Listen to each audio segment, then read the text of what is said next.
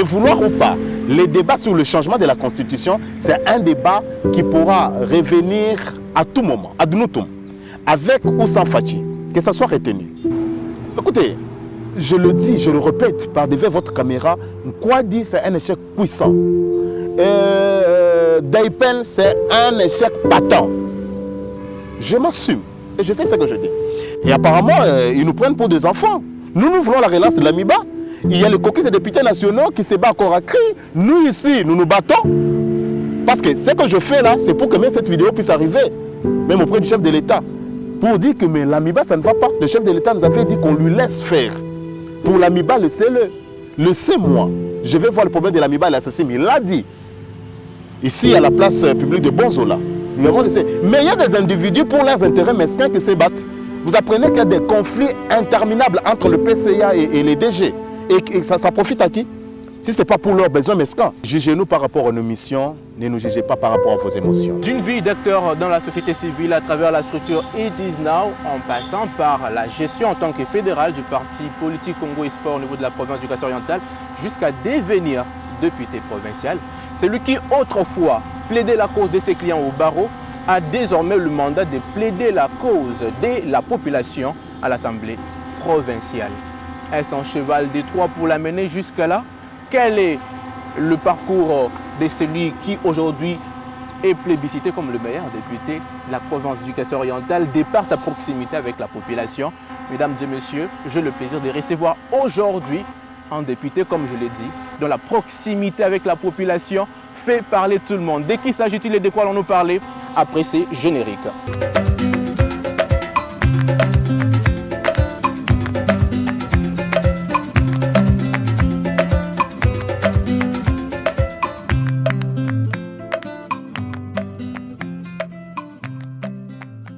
Mesdames et messieurs, bonjour et bienvenue sur ce 100e numéro de Espoir Plus TV. Et cette édition, pour ce 100e numéro de production, nous avons le privilège et l'honneur de recevoir l'un des députés provinciaux nouvellement élus dans la province du Kassai-Oriental, à la personne de Tendai. Bonjour maître. Bonjour cher Olivier, bonjour à tous les téléspectateurs. Merci de ce privilège que vous nous faites d'être sur ce plateau d'Espoir Plus. Merci aussi de votre invitation, je suis heureux. Et donc on va y aller très rapidement, on va avoir à peine une dizaine de questions pour 30 minutes d'entretien. Maître Hilaire, pour arriver là où vous êtes parti de la société civile, d'abord avec la structure It Is Now, puis fédérale au niveau du Congo Espoir, et enfin vous êtes député. Était-ce un cheval de Troie stratégiquement monté pour vous amener là? Merci beaucoup de la question. Je suis très heureux que vous puissiez nous associer à ces débats. Vous savez très bien que je suis parmi les élus qui se sont inscrits dans la logique de la redevabilité. Donc chaque fois qu'on nous invite, que ce soit au micro ou devant une caméra, on n'hésite pas pour répondre parce qu'on s'est dit que c'est une façon de restituer ce que nous avions fait, ce que nous faisons et ce que nous ferons. Par rapport à cette question, je pense que plus d'une personne se la pose. It Is Now, je me rappelle bien moi-même coordonnateur parmi les membres fondateurs, parce qu'il faut l'avouer que je ne suis pas le seul initiateur d'It Is Now Asben. Je suis parmi les membres fondateurs qui ont fait même que It Is Now puisse tenir. Nous étions à la société civile et nous avions marqué notre temps. Donc, vous savez très bien que la société civile œuvre aux côtés de la population. C'est ce que je suis en train de faire. Nous avions eu à travailler à côté de cette population. Avec Angle, on s'est donné à corps et à cri pour que la population puisse se sentir qu'elle a une société civile organisée, structurée. Nous avions travaillé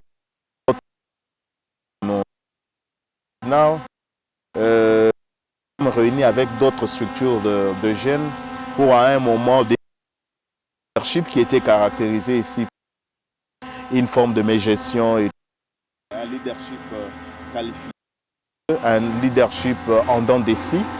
Et nous nous sommes dit que pour que nous puissions mettre hors d'état de nuire ces leaderships, il fallait que nous puissions conjuguer nos efforts ensemble. It Is Now, c'est une structure qui continue à travailler au sein de la société civile. Mais moi, en tant qu'individu, j'ai opté pour pour la politique active parce que au-delà du fait que nous avions eu à œuvrer au sein de la société civile, mais au finish, je finis par comprendre que mieux pour moi, il fallait que je puisse être dans la politique active parce qu'il ne suffit pas de dénoncer. Vous dénoncez, vous faites des recommandations, vous faites des propositions, mais malheureusement, ceux qui sont censés exécuter ou suivre vos recommandations ne les font pas. C'est ainsi que j'avais, moi, personnellement, en tant qu'individu, en tant que personne maître hilaire, opté de faire un pas vers la politique active. Et cette fois-là, j'avais opté pour le parti de maître José Mpanda Kabangu, qui est Congo Espoir. Et voilà, tout est parti, comme on le dit souvent, aux âmes bien nées, la valeur n'attend point le nombre d'années. Et voilà, on m'a confié la tâche de fédéral, et de fédéral à l'interfédéral, jusqu'à ce que je postulais comme député provincial. J'étais cette fois-là déjà interfédéral des Congo Espoir. Et j'ai fait encore mes preuves. Vous êtes sur la ville, donc j'ai donné le meilleur de moi-même parce que moi j'ai appris que partout où je passe, je dois bosser dur, je dois donner le meilleur de moi-même et je dois laisser une histoire. Donc c'est ainsi qu'on a travaillé durement avec Congo Espoir. Et voilà, le temps est arrivé, comme pour tout bon parti politique, l'émission régalienne, l'émission de prédilection, c'est la quête du pouvoir. Voilà, il fallait que nous puissions aller à la quête du pouvoir en tête de file avec le président Tshilombo comme chef de l'État et parmi les députés provinciaux. Voilà, j'étais partant. Moi-même, j'étais aussi sur la liste et Dieu aidant, on a mouillé les maillots. Et par la grâce du Seigneur, voilà, nous sommes députés provinciaux avec les concours de nos électeurs. Je pense et donc, maître Hilaire, la question que j'ai envie de poser, pouvez-vous aujourd'hui admettre, parce qu'on le dit, tout succès sans successeur n'est qu'échec. Après votre départ des Tizna, on n'en parle presque plus. Je ne sais pas, la dernière activité de Tizna remonte à quand. Est-ce qu'aujourd'hui, devant notre caméra, vous pouvez reconnaître cet échec que vous avez échoué? Non, je ne peux pas échouer, je ne peux pas le reconnaître. Le problème, c'est quoi? Les gens veulent que le nouvel animateur ou les nouveaux animateurs, voulais-je dire, de la structure soit comme, puisse faire comme à part. Je fais ce que je pouvais et j'ai la structure dans le main des personnes encore responsables qui jusqu'à maintenant continuent aussi à travailler comme il faut. Et il ne faut pas que ces gens-là puissent travailler comme Hilaire le faisait. Chacun a sa façon de faire, chacun a son modus operandi, donc son mode opératoire. Il ne faut pas imposer à ces personnes-là de travailler comme Hilaire le faisait. Vous savez que quand on est dans la société civile, on fait pratiquement le bénévolat. Parce qu'on ne paye pas. Nous sommes dans les asbels et tout, on ne paye pas. Même dans le parti politique, on ne nous paye pas. Mais nous nous disons, voilà, parce que nous sommes appelés à travailler pour la population. C'est une forme d'apostolat, c'est une forme de sacerdoce. Et ce n'est pas donné à tout le monde de les faire comme ça, à un moment d'oublier ce qu'il doit faire comme travail pour s'adonner au sacerdoce. Ce n'est pas facile. Donc il ne faut pas aujourd'hui qu'on condamne ceux-là qui nous ont succédé. J'estime que peut-être dans les jours à venir, il faudra que nous puissions restructurer les choses. Je sais que Tiznao est là et Tiznao ne pourra aucunement mourir. Et Tiznao, c'est toute une histoire. Et Tiznao nous a marqué et a laissé des traces indélébiles. Et aujourd'hui, dire que Tiznao ne plus, c'est faux. D'ici là, vous allez revoir Tiznao reprendre avec ses activités. Et c'est tout à fait normal. Même dans le parcours d'un humain, il y a toujours les hauts et les bas. Ça arrive à chacun. Vous savez, ce n'était pas facile. Hilaire a sa façon de faire. Hilaire, quand il tient la chose, il a sa façon de faire. Il ne faut pas imposer à tout le monde cette façon de faire de Hilaire. Donc, avec nos amis, Tizna pourra reprendre vie. Et peut-être que c'est parce qu'on s'habitue à votre façon de faire que quand vous partez, on sent qu'il y a totalement un fossé. On va aussi parler des Congo Espoir, votre parti finalement. Qu'est-il devenu totalement effacé de l'actualité? Et même votre leader, José Mpanda, un peu effacé de l'actualité ces derniers temps. Non. José Mpanda n'est pas effacé. José Mpanda est élu sénateur, José Mpanda est député, élu doublement sénateur et député national. On ne peut pas dire qu'il est effacé. De l'actualité? De quelle actualité? Vous êtes habitué aux gens qui sont régulièrement dans les réseaux sociaux, créant des tollés et tout. Et il a sa façon de faire. Je les connais très bien et je sais que c'est quelqu'un qui est effacé, surtout dans les réseaux sociaux, ce qui est normal aujourd'hui. Mais je le vu intervenir déjà au niveau du Sénat. C'est parmi les parlementaires expérimentés que ce Sénat va devoir découvrir. Et je pense qu'il n'est pas effacé. C'est quelqu'un qui a sa méthodologie, qui a sa façon de faire. Il est différent, hein, c'est vrai. Moi, personnellement, je suis peut-être actif dans les réseaux sociaux et je suis aussi dans le média régulièrement. Et il ne faut pas imposer à tout le monde d'avoir cette habitude. Et vous ne trouvez pas qu'il néglige un peu la communication s'il ne s'y investit pas? Parce qu'aujourd'hui, la communication, elle vous façonne. Aujourd'hui, par exemple, on dit que vous êtes, disons, le meilleur parlementaire de par votre proximité. C'est parce que vous vous investissez dans la communication. Vous pensez qu'il fait bien de ne pas autant s'y mettre? Non, je ne veux pas qu'on fasse tout un chapitre pour José Mpanda. Je sais que José Mpanda, c'est un gars qui a vécu et aujourd'hui, il n'a plus rien à prouver. Et il a été ministre pendant tout le temps. Mpanda n'a rien à prouver. Congo Espoir, il devient quoi? Congo Espoir, il y a des animateurs de Congo Espoir. Non, écoutez, aujourd'hui, sur le plan politique, il faut qu'on se le dise. Il n'y a pas de partis politiques aujourd'hui qui sont activement sur le terrain. Il faut aussi l'avouer. Parce que vous savez, c'est comme vous allez à une guerre. Et quand vous allez à une guerre ou bien vous allez à la chasse, à un moment, quand vous rentrez, il faut que vous puissiez vous mettre autour d'une table pour savoir qu'est-ce que vous avez eu à gagner et tout. Donc, ce n'est pas en fait, vous revenez de la chasse et demain vous y allez directement. Non. Sur le plan aujourd'hui politique, sur toute l'étendue de la province, écoutez, d'ailleurs, Congo Espoir a quand même un siège bien connu. Si vous y allez aujourd'hui, vous allez déposer votre correspondance, vous allez trouver qu'il y a un secrétariat permanent, contrairement à d'autres partis qui sont venus juste pour besoin d'élections. Et aujourd'hui, là, on avait écrit parti politique, on a écrit pharmacie, on a écrit, je ne sais pas moi, boîte de nuit et consorts. Mais Congo Espoir continue à avoir une adresse physique bien connue. Et c'est un problème de tact, c'est un problème de stratégie. Je sais que d'ici là, ils pourront prendre les activités parce que c'est un parti qui a vécu et qui est appelé à vivre. Je pense qu'il n'y a pas de débat par rapport à ça. Et ça, nous l'espérons bien qu'ils vont reprendre les activités très incessamment. Question pour nous maintenant de parler de votre rapport parlementaire. Après vos premières vacances parlementaires, vous avez eu à déposer, au vu de presque tous les médias, on peut le dire, votre rapport de vacances parlementaires. Avant de savoir le contenu, peut-on dire que c'est un feu de paille? Merci beaucoup Olivier. C'est pas un feu de paille. Je sais que j'ai ma façon de faire. Je me suis inscrit dans la logique de donner le meilleur de nous-mêmes parce que la force qu'on a aujourd'hui, on n'en aura pas demain. Vous voyez? Que nous puissions profiter de cette jeunesse pour donner la force de la jeunesse, donner cette vigueur à tout ce qu'on fait. Olivier que j'ai connu hier, ce n'est pas l'Olivier que nous sommes en train de connaître aujourd'hui. Après 10 ans, ça ne sera pas le même Olivier. Donc la force qu'on a aujourd'hui, il faut beaucoup y travailler pour que la population puisse en bénéficier.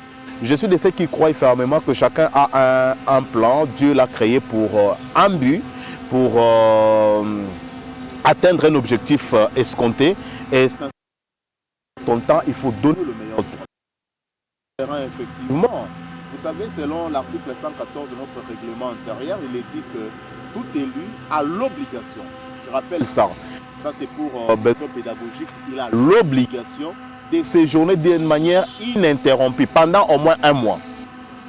Nous avons 3 mois de vacances parlementaires, mais on nous fait une obligation de séjourner dans votre circonscription électorale. Donc là où vous avez obtenu votre mandat en tant que député, de manière ininterrompue pendant au moins un mois. Quand on dit pendant au moins, on peut aller au-delà. Et c'est parce que pour ceux qui... Moi, j'en ai fait 2. J'en ai fait pratiquement 2 sur terrain. Et presque chaque semaine, j'étais en contact avec les électeurs. Et il y a beaucoup de constats qui ont été faits parce qu'il faut l'avouer aujourd'hui que les missions d'un député sont connues, les missions de prédilection, et même s'il faut y ajouter aujourd'hui l'aspect purement social, mais vous savez qu'un député, un parlementaire est appelé à légiférer, à contrôler. Voilà, traditionnellement parlant, c'est connu. Et pour bien légiférer, il faut aller découvrir le vrai problème de la population. C'est souvent de ces problèmes-là qu'on peut faire des édits qui auront un impact social, des édits qui vont servir. Parce qu'il ne faut pas faire des édits pour le faire. Aujourd'hui, vous allez faire des édits qui seront peut-être des édits de plus qui n'auront aucun impact sur le social des populations ou sur la vie de la communauté. C'est ainsi que pour y arriver, il va falloir que nous soyons en contact permanent avec cette population, que nous puissions récolter les désidératas de la population, que nous puissions toucher, permettez la tautologie, toucher de nos mains, voir de nos yeux et ce qui se passe, ce qui se vit dans la société. C'est ça même le rôle ou bien l'importance de ces vacances parlementaires. Et je n'ai pas violé à la règle, j'étais vraiment sur terrain. Pour ceux qui ont vu, ils n'ont cas le témoigner, nous étions sur le terrain. Et au finish... Il faut que vous communiquiez bien tout autour de vos vacances parlementaires, on a tout vu. Vous étiez presque en contact avec la population régulièrement. Ouais. Il se passe quoi pour ceux qui n'ont pas respecté ce règlement? Mais écoutez, d'abord, au-delà du fait, parce que je sais que vous voulez m'amener sur le champ des sanctions, moi, je ne suis pas plus là, mais un élu conscient et consciencieux devra comprendre que j'ai eu le mandat de tout un peuple. Il y avait beaucoup de candidats. Vous vous rappelez qu'au niveau de la province, il y avait plus de 2000 candidatures. Et toi, tu es parmi le 24. D'abord, il faut parler des 22 parce qu'il y a 2 qui sont cooptés. Parmi le 22 sur plus de 2000 ou 3000, vous aviez été élu, donc la population vous a fait confiance. Quand la population vous fait confiance, c'est pour que vous puissiez travailler pour elle. Il ne faut pas attendre qu'on puisse vous suivre derrière, qu'on puisse vous taper derrière ou on puisse crier sur vous. Non, mais tout député conscient devra être sur terrain pour récolter les désidératas. J'insiste, pour récolter les désidératas et les déposer au bureau de l'Assemblée. Je sais que déjà là, presque tous les députés ont eu à déposer leur rapport de vacances parlementaires. Et place maintenant à la composition d'une commission ad hoc qui devra maintenant statuer sur tous les rapports de vacances parlementaires pour en faire un seul qu'on va appeler rapport synthèse qui sera soumis à l'adoption de la plénière et après quoi on va envoyer ça à l'exécutif qui est le gouvernement provincial pour que ces rapports ne puissent souffrir d'aucune faille dans l'exécution. Maître Hilaire, pendant presque 2 mois, vous avez été en contact permanent, jour après jour, avec votre base. Vous avez déposé votre rapport des vacances parlementaires. Que contient? Écoutez, j'ai un rapport de plus de 20 pages. Et hormis l'introduction et la conclusion, il y a aussi des recommandations. Il y a beaucoup de choses parce que nous l'avions d'abord... il faut dire aujourd'hui que dressé ou établi selon les canevas qui nous a été présentés par le bureau de l'Assemblée provinciale. Il y a tout un canevas, il fallait suivre ces canevas. Dans le canevas, il fallait que nous puissions aborder par rapport d'abord à la vie politique, administrative, économique, pourquoi pas socio-culturelle de notre communauté, de notre population. Moi, je suis un élu de Mbujimayi, il y a eu des points saillants. Premièrement, aujourd'hui, il y a une tollée qui s'est créée, même dans les réseaux sociaux, tout ça, par rapport à la facturation de la SNEL. Je n'en dirai pas, je ne peux pas aujourd'hui donner encore ma langue au chat par rapport à cette question, parce que c'est une question d'actualité. Il y a des gens qui sont surfacturés, par exemple. Une facture de 450 000, 350 000 francs pour un courant domestique. J'étais sur terrain. Je suis allé prendre langue avec le directeur provincial de la SNEL. On a eu à parler, on a eu à discuter sur la question.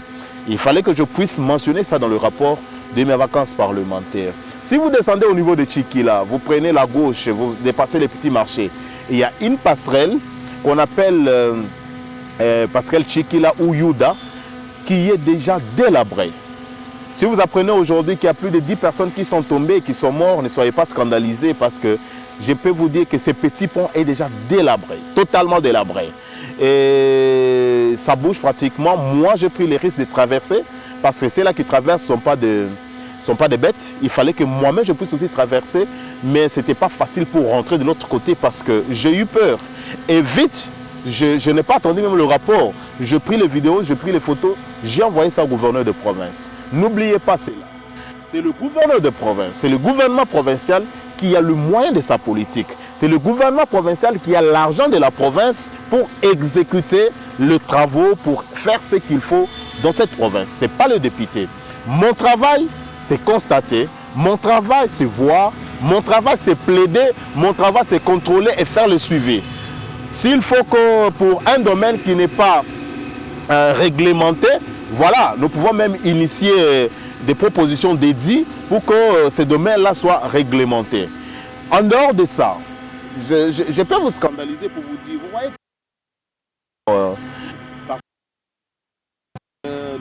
il faut parler de l'université de Mbujimayi, vous allez à l'aéroport international qu'on est en train de faire. On les fait sur la CIUR de nos frères. Je l'ai dit. Vous venez à dire plus précis. Écoutez, je n'ai pas honte de les dire et je n'aurais pas peur de les dire. Beaucoup de députés qui vont sur terrain ne se focalisent que sur un aspect, l'aspect de l'évolution des travaux. C'est bien beau. Nous saluons par exemple les travaux de l'université de Mbujimayi. Nous saluons toute cette voirie urbaine qui est en train de piler comme champignons. Nous sommes très heureux et nous en félicitons le chef de l'État. Néanmoins, nos frères qui travaillent là se donnent beaucoup pour moins gagner. Okay. Vous vous imaginez qu'on donne à quelqu'un 7 000 francs par jour et admettons qu'il y a 7 000 francs, nous y enlevons le frais de restauration. Je me comporte comme un Est-Kassaïen normal, ordinaire, un citoyen lambda du Kasaï oriental. Quand il vient le matin, il fait encore beau, il fait encore frais, il peut faire le pied. Mais quand il faut rentrer après avoir abattu un travail de titan, il a transporté les pierres, il a transporté du ciment, ils ont creusé des caniveaux et tout, il faut qu'il rentre avec un petit transport. Et la distance la plus longue ici en Mbujimayi, peut-être, c'est aller jusqu'au niveau du pont. 1500, 2000 francs, ça dépendra de l'endroit où vous vous retrouvez. Il va se retrouver avec combien? Avec 3000 francs qui va rester. C'est ça les salaires. Je peux qualifier, voilà les salaires bruts. 3000 francs. Faites fois autant. C'est l'exploitation de l'homme par l'homme. Vous croyez qu'il n'y a que le Rwandais qui nous font souffrir, mais nous-mêmes, nous nous faisons souffrir ici. Et quand vous y allez, on va vous répondre que vous pouvez toucher n'importe qui, vous pouvez aller partout, vous pouvez aller, on ne nous fera rien. Nous sommes dans quel pays? Et vous avez ça normal? Et quand je suis allé, moi-même, je posais des questions aux journaliers, je posais des questions aux travailleurs qui sont sur le terrain. Je sais qu'ils avaient d'abord de la frousse, beaucoup avaient peur de s'ouvrir, de nous dire la vérité. Et beaucoup ont même refusé qu'on se prenne en photo parce qu'ils se disaient qu'ils peuvent même perdre le peu là. Donc les gens travaillent, pas par la joie de travailler, mais parce qu'ils ne savent pas faire autre chose. Si aujourd'hui il y avait une option, je pense que beaucoup n'allaient pas se retrouver dans ces chantiers-là. C'est l'exploitation de l'homme par l'homme. Je l'ai dit par devers cette caméra. L'exploitation de l'homme par l'homme. Nous sommes en train de construire ces belles routes sur de nos frères, sur la douleur de nos frères. Ça, je l'ai dit. Vous savez qu'ils ont gagné, je ne vais pas en détail là, les entreprises qui ont gagné le marché, ici, ils ont gagné des millions. En termes de millions, même si ils se préfinancent, mais je sais qu'au finish, l'État congolais va honorer des factures. Là, il n'y a pas de débat. Mais ils ont gagné des millions. Quand on leur a donné ces millions, c'est pour que la province puisse aussi en bénéficier. La main-d'œuvre devra être locale. Mais beaucoup vous dit, comme à l'université de Mbujimayi, cet ouvrage est en train de finir. Mais on vous dira que beaucoup sont venus d'ailleurs. Ils ont pris leurs frères qui sont venus et tout pour exécuter certains travaux. Il n'y a que les travaux là qui sont des travaux, je peux dire, la main-d'œuvre qui ne sert à rien pour la peinture et trucs. Ce sont nos frères qui le font. Mais pour gagner quoi à la fin? Même si on aura cet ouvrage qui est acclamé, qui est applaudi, mais il faut qu'on se le dise que c'est sur la souhait de nos frères. Je l'ai dit, que ça puisse circuler. C'est sur la souhait de nos frères. Vous imaginez un peu, quand vous gagnez un marché, vous arrivez ici. En principe, même nos entrepreneurs ici devaient se retrouver. Qui vend du ciment à ces entreprises-là? Qu'on nous dise qui vend ces... Vous voyez aujourd'hui les caniveaux en train d'être... On met du béton et tout. C'est ce ciment-là qui le vend. La peinture qu'on est en train de mettre partout, qui vend cette peinture? Est-ce que nos frères aujourd'hui peuvent dire que parce qu'on a construit en Mbujimayi, parce qu'il y a les chantiers quasiment généralisés sous la ville de Mbujimayi, nos entrepreneurs se sont retrouvés, c'est là qui vendent le ciment, c'est là qui vendent le ferron, ils se sont retrouvés. La FEC peut nous faire ces témoignages? Point d'interrogation. Donc même si ces travaux ne relèvent pas du pouvoir provincial, ça relève du pouvoir central. Voilà, néanmoins, nous avons fait notre part de l'écrire pour que le plaidoyer soit fait. S'il y a les travaux à l'avenir, parce que je sais que ces mandats, c'est un mandat de chantier encore, beaucoup de chantiers plus, parce que nous voyons la bonne foi du chef de l'État. Même quand les chantiers vont venir, qu'on sache comment traiter nos frères. Que quelqu'un puisse rester quand même avec un souvenir que quand il avait travaillé dans la voirie urbaine de Mbujimayi, il s'est retrouvé avec, il a payé par exemple une moto. Et maintenant que vous décriez ce fait. Mais ça, c'est une parenthèse. Dans le point saillant de mon rapport, je n'ai pas fini, il y en a assez. Okay. Si vous le permettez, que je puisse d'abord atterrir en apothéose pour cette première partie, peut-être vous allez nous relancer. On peut y aller un peu plus brièvement. Plus brièvement, oui. Vous êtes sur Boulevard. Juste en face de Shell, il y a la fonction publique, le bâtiment de la fonction publique. Chaque fois que je passais là, avant même d'être député, je trouvais beaucoup de gens là-bas. Une question me revenait en tête. Qu'est-ce qui se passe? Pour moi, c'était un recensement.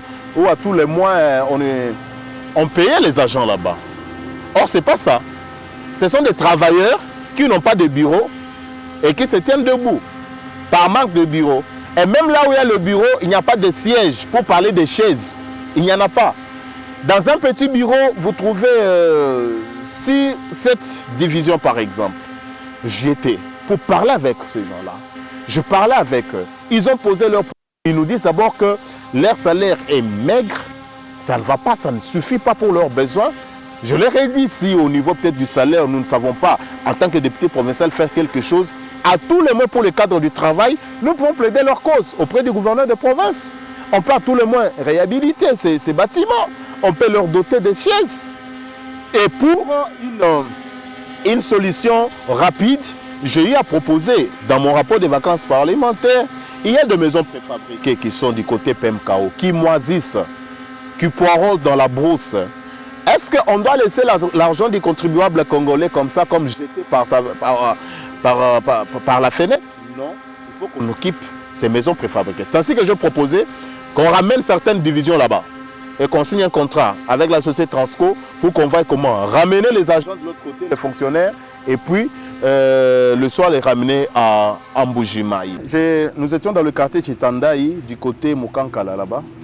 Vous savez qu'il y a l'exploitation illégale du diamant. Dans le parcelle des concitoyens, il y a des individus avec la complicité de certaines autorités qui se sont adonnés à l'exploitation illégale du diamant. Vous imaginez qu'on vous oblige, on vous donne par exemple 200 $, vous libérez votre parcelle pour qu'on y exploite le diamant. C'est inadmissible. Quand vous refusez, c'est les voisins qui lâchent. Quand ils lâchent, voilà, ils vont creuser en dessous et ils se retrouvent qu'ils sont même dans votre parcelle. Ouais, à un moment, la maison commence à avoir des fissures et tout. Vous êtes obligé de céder.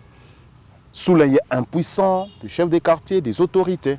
C'est inadmissible des choses comme ça. Nous étions sur place, il y a des gens qui ont perdu leur parcelle. Aujourd'hui, nous nous disons seulement pourquoi il y a cet exode, pourquoi les gens quittent Mbujimayi. Mais quand quelqu'un qui a sa parcelle, une parcelle estimée, la valeur vénale, nous pouvons aller jusqu'à 2 000, 3 000 $, on lui donne 300 $, on les lui impose. Où est-ce qu'il ira chercher, trouver une parcelle de 300 $? Ça fait autant de faits que vous avez pu récolter, autant de désidérata, autant de soucis dans la population, qui certes vous a élu et d'autres ne vous ont même pas élu. Vous êtes le député de tout le monde. Je suis élu de tout le monde. Voilà, ouais. J'arrive. Alors, après avoir soumis tous ces différents problèmes, que comptez-vous faire? Il ne suffit pas des malades si vous ne proposez pas de médicaments. Mais écoutez, il y a des recommandations. Il y a un aspect consacré aux recommandations. Et nous allons prendre ces recommandations, le mettre ensemble avec nos frères de l'intérieur. Les Kassai Yonta, ce n'est pas seulement la ville de Mbujimayi. Ici, je suis en train de parler de la ville de Mbujimayi. Nous avions obligé de parler de la mesurette de maïs. C'est une chanson permanente. Et il faudra que nous puissions trouver des solutions. Il y a des recommandations, nous allons adopter cela et envoyer ça à l'exécutif. Et nous allons faire le suivi pour que ces rapports-là ne puissent souffrir d'aucune faille dans l'exécution. Vous allez envoyer à l'exécutif, il s'agit bien entendu du gouverneur de la province. Oui, mais non seulement le gouverneur, il y a aussi des ministres sectoriels. Okay. Où il y a par exemple des recommandations qui vont toucher la DG Cahors. Okay. Voyez-vous, ouais. Maître Hilaire, en 2020, vous avez failli laisser votre peau à l'Assemblée provinciale, où vous êtes aujourd'hui, mais à l'époque, vous étiez manifestant. Vous veniez manifester afin que le gouverneur de l'époque, je cite Jean-Marie Mouteba, puisse déposer sa démission. Parce que vous l'accusiez d'une gestion d'incompétence et tout ce qui allait avec. Aujourd'hui, vous n'êtes plus celui qui manifeste, mais vous êtes parmi ceux qui décident. L'actuel gouverneur que vous avez élu, j'estime, Jean-Paul Ngobé Kapo, a déjà plus de 100 jours, soit plus de 3 mois. Êtes-vous capable aujourd'hui de donner votre avis sur sa gestion pendant ces 3 premiers mois, de manière sincère? Écoute, vous me rappelez l'histoire de la manifestation. Je me rappelle ces jours-là avec les amis d'autres structures de la société civile. En passant souvent les Kassai. En passant, je salue mon ami Nicolas Mbia, Maître Lunga Pascal, aujourd'hui actuel ministre de la Justice, et les autres. Ils sont nombreux. C'était pour la bonne cause. Et c'est par là qu'aujourd'hui on peut nous juger. Je me rappelle que nous étions dans cette structure, nous n'avions pas cédé. Il fallait qu'on puisse donner le pot de vin à d'autres personnes pour qu'on puisse... Je n'étais pas parmi les gens qui ont trahi. Jusqu'à la fin, j'ai eu à manifester au grand risque de ma vie. À l'époque, vous étiez manifestant, vous n'aviez pas le pouvoir. J'étais manifestant parce qu'il fallait dénoncer. Aujourd'hui, nous avons le pouvoir. C'est ainsi que je vous l'ai dit, Olivier. Moi, j'ai l'obligation des résultats. Je n'ai pas l'obligation des moyens. Et comment vous jugez la gestion du gouvernement? Voilà, j'y arrive. Je suis parmi les gens qui ont voté le gouverneur Kappo par rapport à son discours. Il nous a présenté un discours et à mes questions, il avait répondu, surtout la question par rapport au contrôle parlementaire. Il avait dit qu'il sera ouvert par rapport au contrôle parlementaire. Le 100 jours, voilà, il est en train de poser ses bases. Il est en train de poser déjà une fondation, même parce que pour construire une maison. C'est prometteur.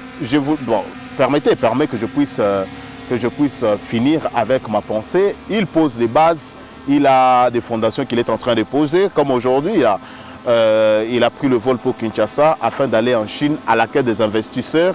Nous lui accordons encore la chance. Moi, je suis contrôleur, je suis député. Je ne suis pas comme les Hilaire Tendai d'hier. Je ne dois pas aujourd'hui commencer à dénoncer, à me plaindre. Non.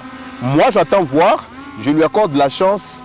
100 jours, il nous a promis qu'il pose les bases, il pose les jalons, il est à la quête des investisseurs. Nous lui accordons cette chance-là, c'est pas tard et nous attendons parce qu'il y a des problèmes majeurs auxquels il faut impérativement trouver des solutions.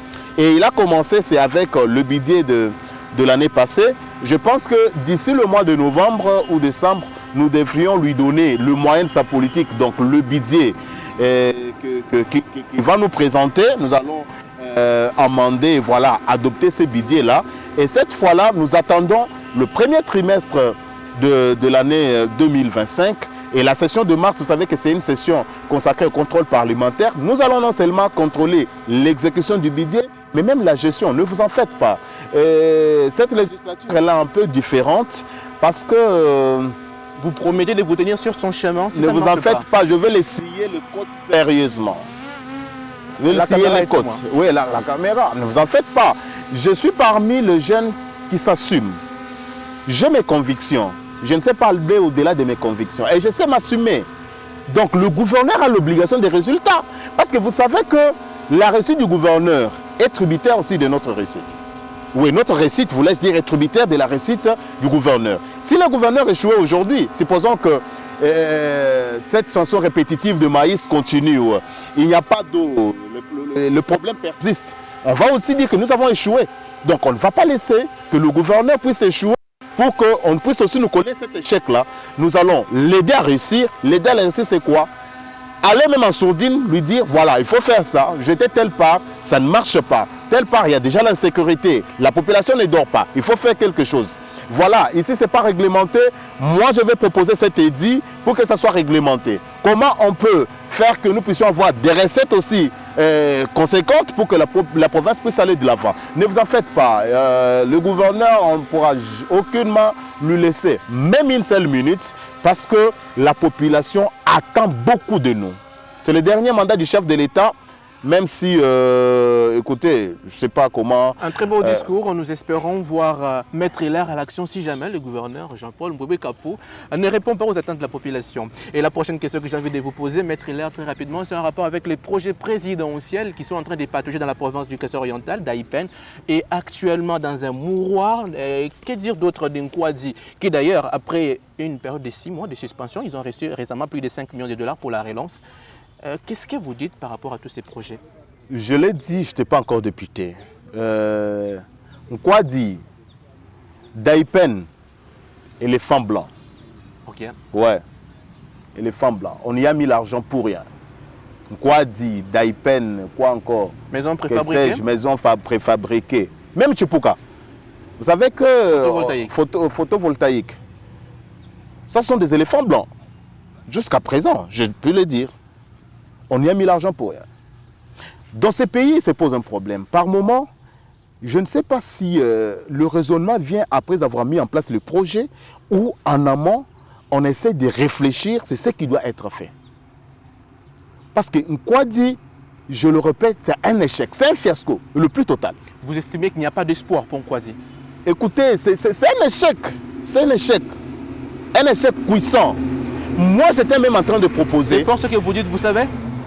Écoutez, je le dis, je le répète par devant votre caméra, quoi dit c'est un échec puissant. Daipen, c'est un échec patent. Je m'assume et je sais ce que je dis. Nous avons Daipen. Nous, dans cette province, je me rappelle dans le temps, j'étais à l'université officielle de Mboujimai comme étudiant. On payait un œuf à 400 francs, 450, voire 500 francs. Mais aujourd'hui, on paye un plateau d'œuf à combien avec l'avènement de Daipen? Qui a cessé de produire. Qui a cessé de produire pourquoi? 2 ans après, vous déclarez la faillite, vous dites que vous êtes en faillite. Mais 2 millions qu'on y avait mis, vous en avez fait quoi? C'est ça le grand problème. Je me dis, nous sommes dans un système qui ne s'explique pas. On a un projet, on met en place un projet, apparemment, on n'a pas réfléchi en amont, mais en aval, on commence maintenant, nous commençons à nous battre pour trouver des solutions. Non, mais c'est inadmissible. Vous savez que pourquoi, moi je suis en train de proposer même que le gouverneur puisse écrire au ministère national de l'agriculture. C'est l'argent du contribuable Escasaya. C'est l'argent du contribuable. Il y a tout là-bas. Il y a une minoterie, il y a tout. Il y a des moissonneuses batteuses, il y a presque tout là-bas. Qu'on puisse réquisitionner ça, que la province puisse récupérer. Nous n'avons rien à espérer. Même s'ils reprenaient aujourd'hui, c'est pour nous vendre un sac de 25 kilos à combien?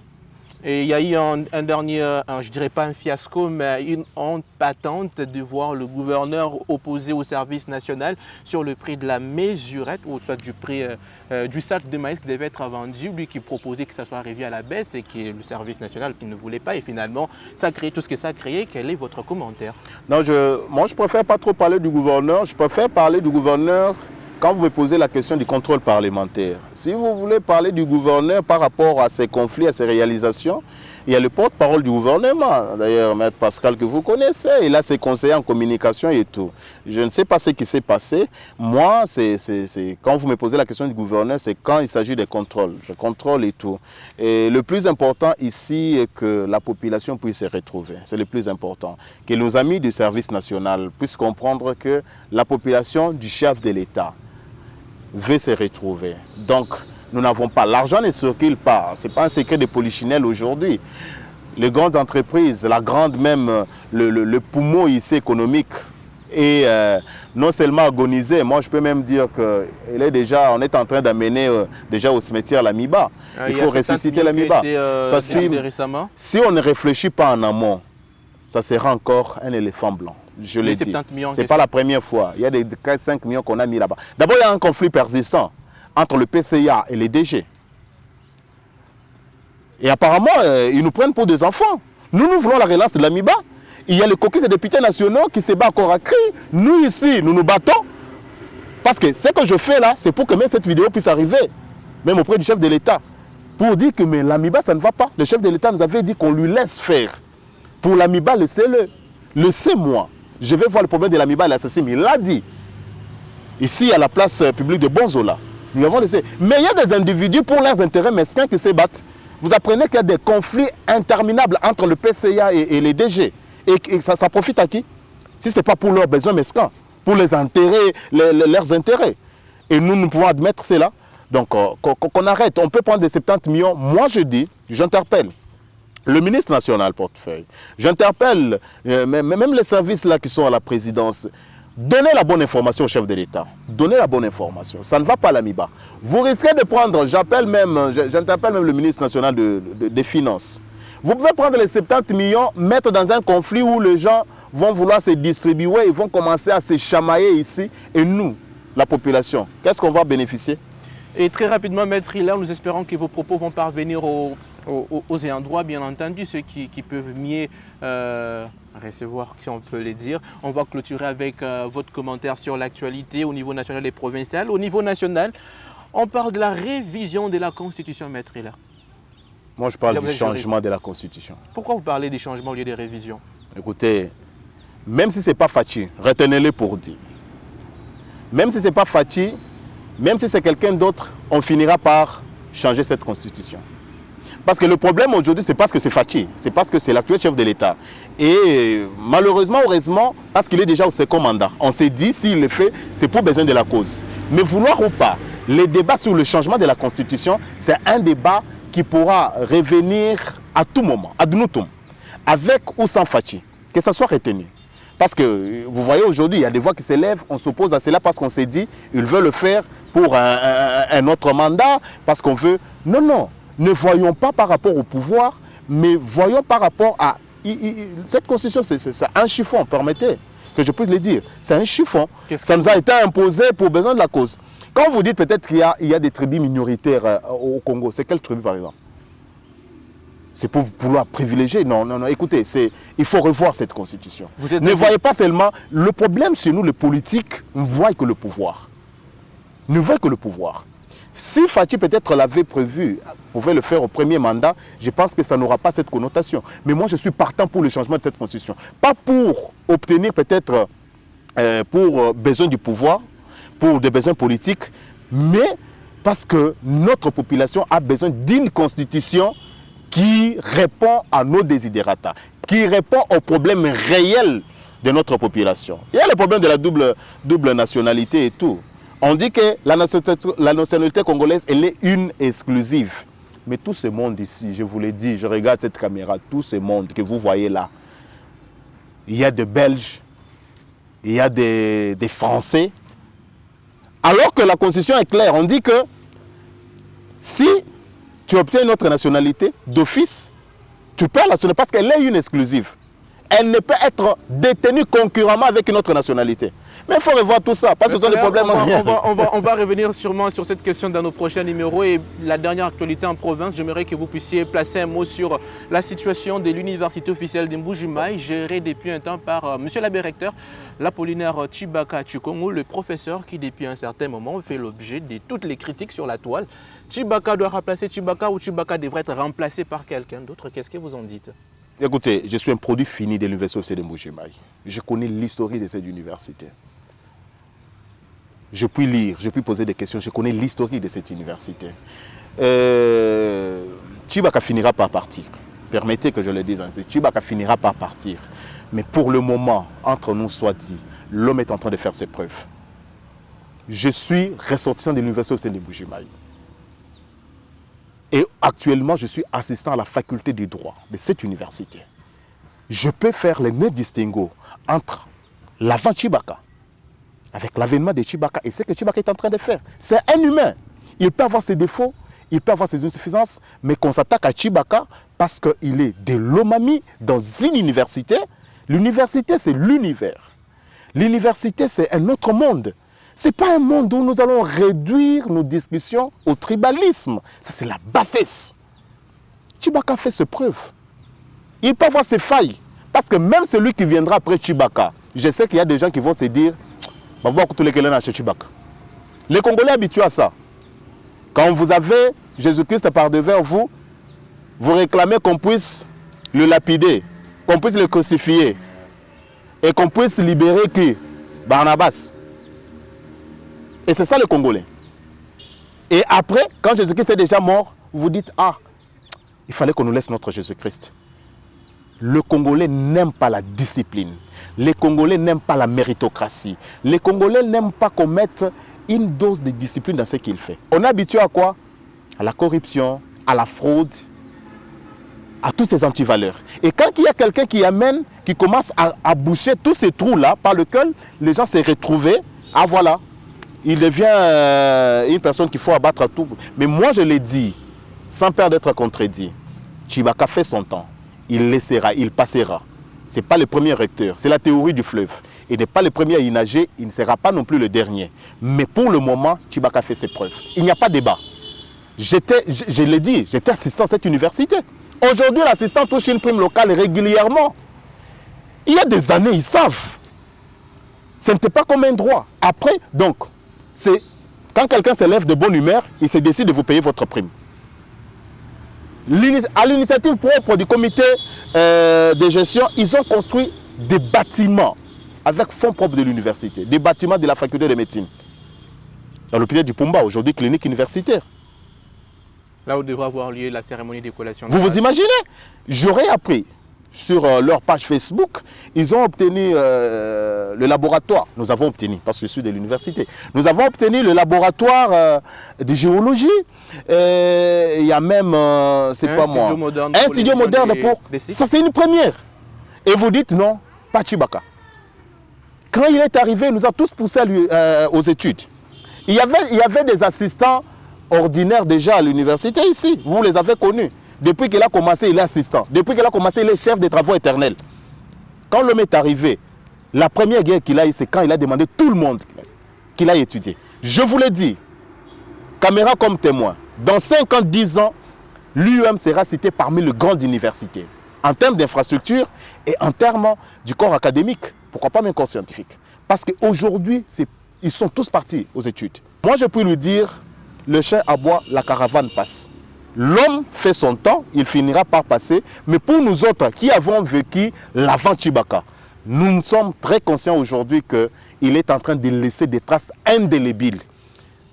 Et pour finir, je l'ai dit, celui qui viendra après Chibaka, il faut qu'il soit de notre level. Pour battre le record. Pour battre le record. Parce que les attentes, vous voyez, le niveau que Chibaka nous a amené, même ceux-là qui combattent Chibaka, ils parlent de choses, ils sont conscients, ils savent dans leur cœur. Merci beaucoup. Donc quand vous remplacez Chibaka, soyez fort. Le level est devenu tout autre. Il va battre. Merci beaucoup, Maître Hilaire, pour votre temps disponibilisé pour ce 100e numéro produit sur Espoir Plus TV. Et c'est pour nous un privilège de dépasser cette barre des 100 émissions, 100 programmes réalisés par le média Espoir Plus TV. Et nous espérons qu'avec ces programmes, nous franchissons une nouvelle ligne et c'est de l'envol. Mesdames et messieurs, merci de nous avoir regardés. Un dernier mot, Maître Hilaire. Un dernier mot à la population qui nous suit. Jugez-nous par rapport à nos missions, ne nous jugez pas par rapport à vos émotions. Comprenez les missions d'un député, étudiez les missions d'un député, jugez-nous par rapport à ces missions-là et ne nous jugez pas par rapport à vos émotions, voulais-je dire. C'est très important. Si vous ne jugez par rapport à nos missions, je pense qu'il y aura moins de critiques, il y aura moins d'insultes. Tous, nous avons un dénominateur commun, les Kasaï orientales. Les numérateurs peuvent être différents, nos partis politiques, nos confessions religieuses, c'est de l'UOM, c'est de Chikama, mais les dénominateurs restent communs, les Kasaï orientales. Battons-nous pour le développement de cette province, il y va de notre avenir. Battons-nous pour le développement de notre province, il y va de notre avenir. Jugez les députés par rapport à leur mission et non par rapport à vos émotions. Merci à toute la grande équipe, merci à Arlem Kabongo, Kanya Lotis, merci à José Ilunga qui nous ont vraiment rendu un service des titans. Je suis Olivier Diangou, Ouachimanga, j'ai eu le plaisir et le privilège de recevoir Maître Hilaire Ntedaï, député provincial, le leader de la province de la ville de Mboujima. J'y arrive. Au plaisir de vous retrouver prochainement. D'ici là, portez-vous bien. Au revoir.